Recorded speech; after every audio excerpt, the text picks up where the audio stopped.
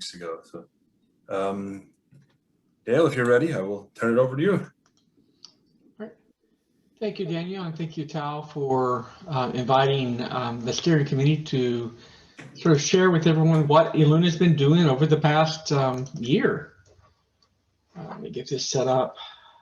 The first few slides here, I want to just sort of cover what ELUNA is. I'm assuming everybody here knows what ELUNA is, but I want to just cover that quickly. And then we'll start talking about some of the initiatives the steering committee has been involved in. And I really welcome your feedback as to what you think about the initiatives, what other things we could do, what we haven't done that you would like for us to do, what we have done that you'd like for us to not to do for you, and move forward. So ELUNA stands for the Ex-Libris Users Group of North America. That's a little misleading in that we have people from other places than just North America, but the members include all levels of libraries. The only criteria is that they actually subscribe to an Ex-Libris product. As you know, the number of Ex-Libris products have increased and continue to do so as time goes on. So the number of members we have involved continue to grow, which is great. It means we have a rich well to draw on as far as the diversity of people involved with ELUNA. But that also means that we have a lot of available places where we need more help. So if your institution is not a member of ELUNA, I do strongly suggest that you may want to join. The dues are not much. And I feel, granted, I'm going to say this because I've been a member of ELUNA for many years, but I really do feel it's worth the cost. And it is it's a great service. Just to confirm, can you see the slide? Yep, I can see. What is ELUNA slide? All right, great. There will be a test at the end of this, just so that everyone's aware. So why might you join? Well, first of all, and probably foremost, is the annual meeting, the dues, the cost for the annual meeting is much less, and that is huge. You can also get access to the archives, which means that you have access to all of the presentations that have been given, not only this year or last year, but all the previous years also.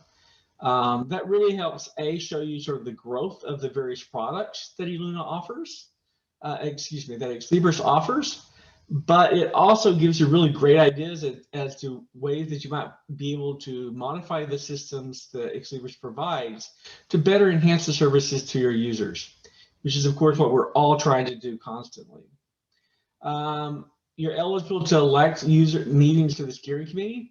I'm currently on the steering committee, have been on here for a couple of years. It is a great group of people, but I will say that from this level, you quickly see the number of people who are involved, who volunteered to help improve Ex-Libris products. And I highly recommend running for any of the offices, either of the steering committee or any of the product working groups. As I said earlier, the number of products that Ex-Libris supports has continued to grow. And so as that happens, ELUNA has grown to help support those.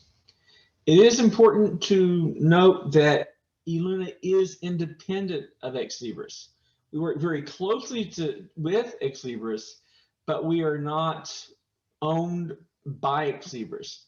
The advantage of that is that we can say what we think really is important to be said, and it does not necessarily have to agree with the opinion of Ex-Libris or of ProQuest or of Clairvent. The key is that we are here to support, the steering committee is here to support the ELUNA community and the users of the Ex-Libris products. The other advantage is that you get to vote for enhancements. There's often been a confusion of why, if you are not a member of ELUNA, can you submit enhancements, suggestions to Ex-Libris? Absolutely. You can submit them directly through put something in the support portal, or you can put it in the ideas exchange. those you can absolutely do without any problem. As was mentioned during the previous session, the items that are submitted through the ideas exchange are often smaller items and are done very quickly or not. I mean, depends upon how it fits within the roadmap. The advantage to the enhancement process that's provided through ELUNA and the sister organization EGLU is that contractually Exlibris is required to fulfill some of these, the enhancements that are voted on that are some of the top enhancements. That is, the exception to that is if an enhancement gets, let's say, for instance, somebody wanted to vote for the enhancement for was that ALMA would be turned into, I don't know, a completely different product. That would go completely against the roadmap, and so I don't think Exlibris would be willing to completely rewrite everything, even if we put all of our points in there. But we are given a certain number of complexity points or a programming time every year for each product to enhance it as the user community believes is important. So this coming year will continue to be under the leadership of Alan Jones, who has been fantastic as a chair this past year. I've really enjoyed working with him. During the election, we had Greg Argo for University of St. Thomas in Minnesota was elected to the steering committee, and Pascal Calarco was reelected to continue to work with the group. So here are a few of our initiatives that we currently have going on. First of all, Wild Apricot. We subscribed to Wild Apricot 2 years ago and are slowly getting it fully implemented. The most visible implementation piece of it you've probably seen this year is that the login for Wild Apricot is what was used for logging into NERS. This provides a single sign-on environment, which we hope to expand what is available through that. And so it makes it easier to provide that access. That said, I do acknowledge we apologize for some of the confusion that occurred during NERS. We did have some people who voted multiple times. And I want to assure you that we worked with the institutions who did vote multiple times using their Wild Apricot login as well as their NERS login, that we worked with them to make sure that we applied the votes appropriately. And we believe that we have that issue corrected. I was mentioning early, just a few minutes ago, about the commitment that Exlibris has to ELUNA and EGLU for taking the enhancement requests from the user community and applying them and actually developing those for the Exlibris products.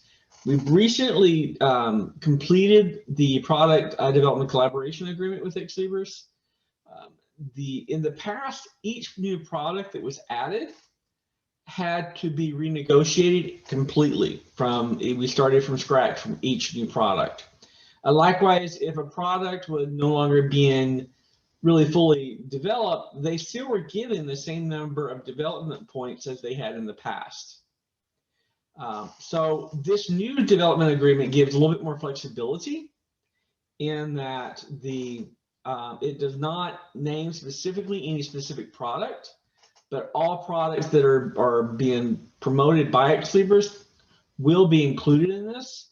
And the number of points are based upon the number of licensees of the product, how young or how old the product is, and how many requests they get.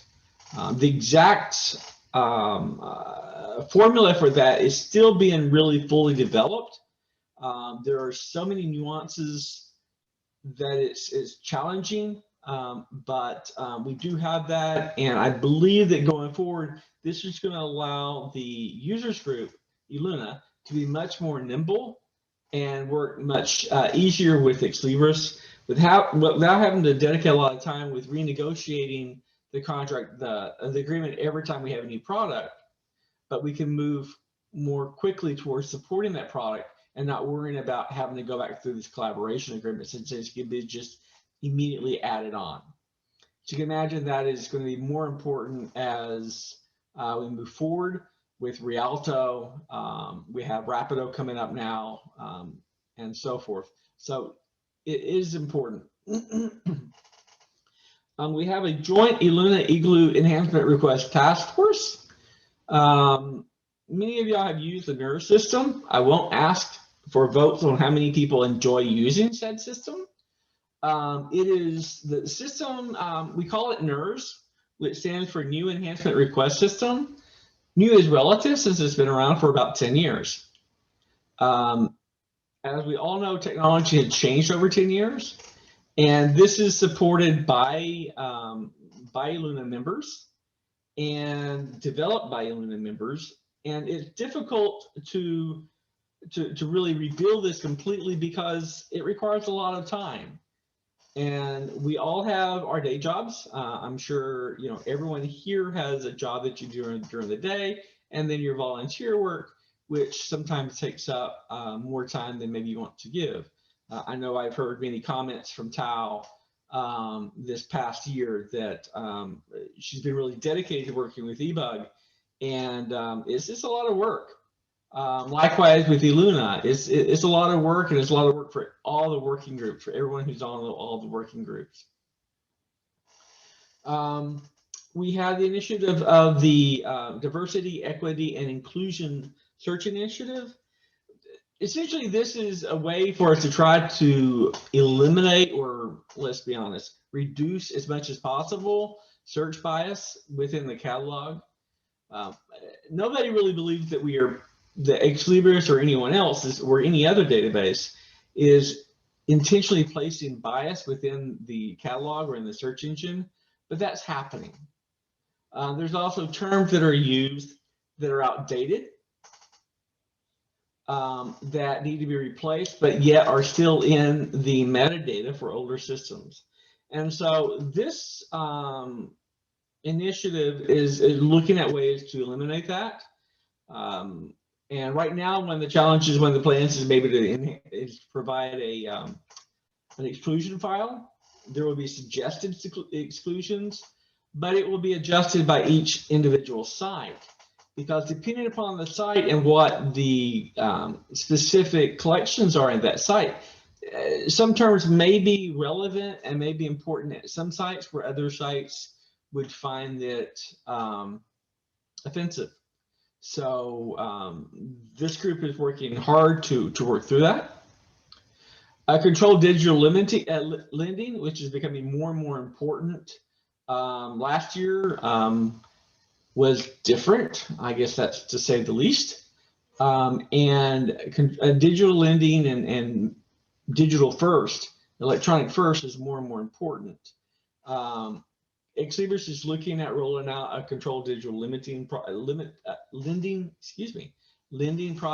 hopefully within the next year.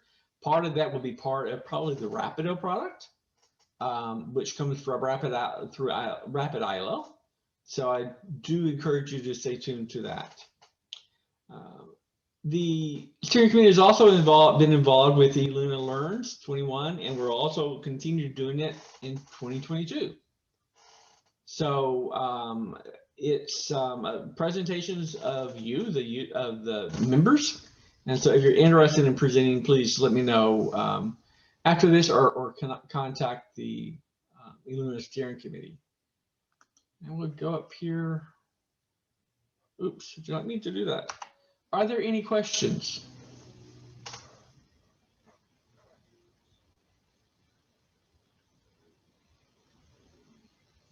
Okay. ELUNA 2022 will be close, so I hope everyone here will consider going. It will be in Atlanta. It will be May, so it won't be as hot as it would be in August in Atlanta. So I do strongly encourage everyone to go. I would love to see everyone in person. It's been, it seems like it's been forever since we've actually been able to gather together and attend a conference together. I almost feel like we should just all gather together and just have a party and call it a conference. We've survived the past year and are looking forward to the coming years. So if you have additional questions, you can always contact me. But But the ELUNA website is listed here, as well as the document repository. If you are not a member of ELUNA, then please let me know, or contact the steering committee, or contact Sue Julich at University of Iowa directly, and we can get you the cost for that and send it to you. Again, I strongly encourage that if your institution is not a member of ELUNA, to please consider joining. It is a small investment for what I believe is a large payoff. And there's my email address, and the email address for the steering committee as a whole that goes to everyone. So please let me know if there are any questions. Well, I guess I may have a kind of a general one. I guess if anybody's interested in getting more involved with ELUNA, but they aren't sure where to start, what would you advise? Pick a product that you're interested in, one that you've licensed, your institution license, and attend the working group, and just start joining the working group, and then run for office in the working group. I will say, if you're interested in, if you license Rapid ILL, if you're a member of Rapid ILL and use Rapid, or have used that Rapid in the past, if you're interested, I happen to know that they are seeking help now, so you can get involved with that one immediately. But the other ones are very busy and are ongoing, so I would say join the working group. Email the working group chair, and see where they could have help. No, ALMA has many different subgroups, and they're generally looking for help because of the breadth of topics that ALMA covers. The Primo working group is always busy. The former chair, Karina, had just moved off, and Margaret Heller has just taken over as chair there, and she is great and is always looking for people to help. There are lots of initiatives going on in each one of the working groups. I've mentioned the ones that are sort of overarching for the entire organization, but each working group has several initiatives themselves that they're working on and trying to push forward. I'll also say that ELUNA this past year, just due to the nature of COVID and the pandemic, one of the positive things that's come out of that is that we've worked much more closely with EGLU, and EGLU is actually the chair, Dave Allen, is actually joining our steering committee meetings. We're part of each steering committee meeting. So there are more opportunities to serve and to work with joint task forces that are looking at things that cover both sides of the pond, as they would say in Europe. So something to think about. So I hope that answers your question. Pretty much it's drop an email to the chair and hold on tight, because that spare time that you had just evaporated. Are there any other questions? Hi, Dale. I have a question. Not to put you on guard, or how do you say that word? I don't know whether you know. Do we, like in our eBUG area, do you know any newer ELUNA members, like joined last year or last 2 years? I would have to look in the system to find that out. Okay. I know Ex Libris is constantly pulling relicensing software to people, and we can obtain that information. We can get a list of all the licensees of the software from our tri-state area and pull that. No, I think I pulled that 2 years ago. Yes, we have an old list. So that's why I'm asking, is there any new member joined recently, like last year? And so we can kind of include have that information right now, but we can definitely pull that. Okay, great. Thank you. As you know, send me an email, because otherwise I'll lose it.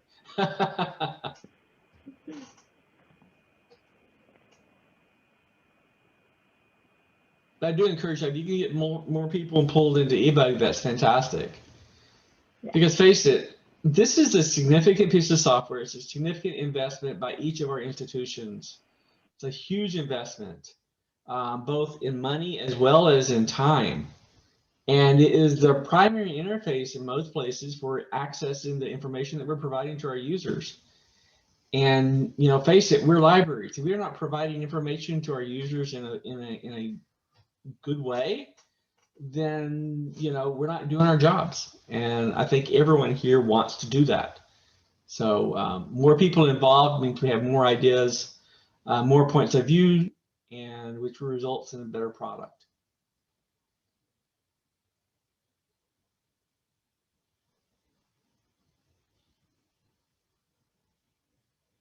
Last call, any additional questions?